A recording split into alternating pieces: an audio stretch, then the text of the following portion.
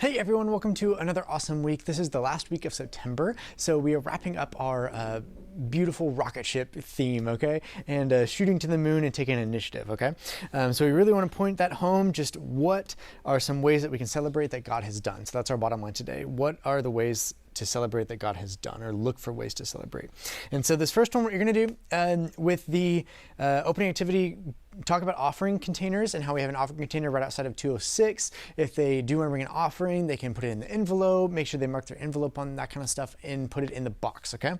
We do want to encourage that as kids, just getting them in the rhythm of giving their tithe to God, okay? Now, you're going to have some uncooked spaghetti, some cereal, and some little O's. And what you're going to do with these is, and some Play-Doh. And what you're going to do with these is they're going to get a little bitty piece of Play-Doh, like that big, put it on the ground, put the uncooked spaghetti, one stick of it in there, and then as fast as they can, within 60 seconds, they're going to put little Cheerios on top and stack them in the spaghetti, okay? So that's just an opening fun activity. See who can do it the fastest. Make sure, the spaghetti strand is big enough for all of the O's that they can put in and stuff like that, but I think that'll be a really fun one. This next one deals with craft sticks. So you have some craft sticks. And what you're going to do with this is you're going to have these craft sticks. You're going to have everyone sit in a circle, and you're going to drop these craft sticks in the middle of the room, or the middle of the circle. And then you're saying like, hey, I'm taking this many, like this is how many people that I'm taking on my space journey, okay?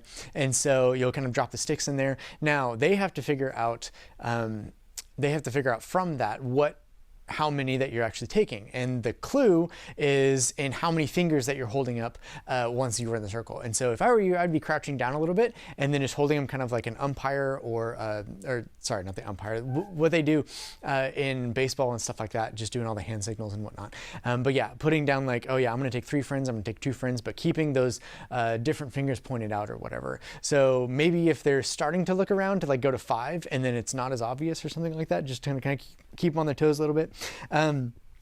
But they're going to talk about Nehemiah and how he's wrapping up the story today because they actually built the wall. Okay, so there's a celebration inside of that story as well. So tell them they can use that at their next party or whatever. It'll be really fun, that fun game. Okay, this next one, after the video, what you're going to do is you're going to talk about different things that they can be thankful or blessed for today. If they've ever heard of like a time capsule, it's basically like encouraging them to build the time capsule, okay? So this is something that they can do at home, but invite them to think about ideas of what they could put in the time capsule and think of it in ways that they're blessed right now, currently. And so what are you blessed with today? How is God blessing you right now? What are some things that God is doing in your life? And so have them really reflect on this to see if they can figure that out. And then maybe they can write down different cues or write a letter to themselves a year from now, put it in a shoebox, and then tell them to like stamp a date on it to where they can open it, okay? But I think that'll be really cool if the kids actually do it to, a year from now, they're looking back and they're like, oh yeah, like God was doing something really cool back in my life back then. So see if they'll go for that. See if they'll actually be encouraged to do something like that at home, okay? So if you want, give them like a sticky note or a piece of paper to write to help them remember to actually do that once they get home today, okay? Now this next one, you'll have the Bible, you'll have some toothpicks, and you'll have some marshmallows, and you'll have 2 different groups. And these groups are split up into hut builders and wall builders, okay? So the people had to stay in huts while they were building the wall, and then there were wall builders. And so you're having them kind of build 2 different parts of the story. The way that they actually get toothpicks and marshmallows from you though, it'll be 10 toothpicks or 5 marshmallows. The 10 toothpicks they can get if they answer different problems that Nehemiah faced when he was building this wall. They can get 5 marshmallows when they answer the question of, give me a reason how Nehemiah and his people praised God throughout the Bible story. And go through the actual Bible story before doing this activity too. So open the Bibles to Nehemiah 8:18, go through the story so that they can figure out ways that they had problems and ways that they praised God, all within the mix of everything. And have them do some strategy too with their groups a few minutes before you start. Give them, 60 seconds, 2 minutes, something like that, to figure out a good strategy, because they only have a limited amount of supplies that they can work with. And be pretty strict on, them coming up with ideas and stuff like that too. Make sure that they, there's enough basically with those questions and whatnot to get enough supplies to actually make it. So they'll if they're doing the wall building, they'll make 8-inch squares of walls. And then if they're doing hut building, they're doing 6 tent structures, okay? So 6 tent structures and then 8-inch square of a wall, okay, for the other team. But that'll be a really fun game for them to understand. Then go through the discussion questions, of course, after that as well, so that they're understanding how to apply this story to their life, okay? Now, this next one, you'll have one of these, which is different, just scenario cards for each kid.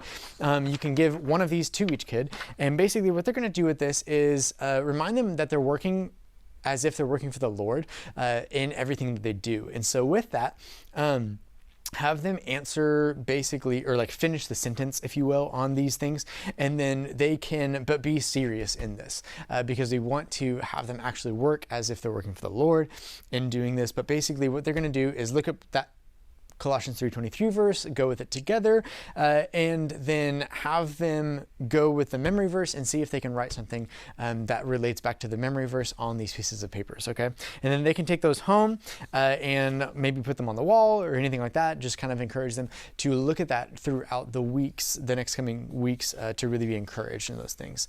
Then you'll take the prayer activity basically for today is taking these different things that they just wrote on, and they'll be able to give praise about those things, the things that God is working in their lives and all of that kind of stuff, so that they can have something to be thankful for. So make praise a really good part of your prayer time. Praises are really important for kids, just understanding how God is working and how he's doing really cool things. Prayer is not just all these different requests that we keep asking God about, but instead also thanking him for the things that he has also blessed us with, or even answered prayer, stuff like that. So yeah, that's going to be it for this week. Thank you guys all for all that you guys do. We love you guys. See you guys soon.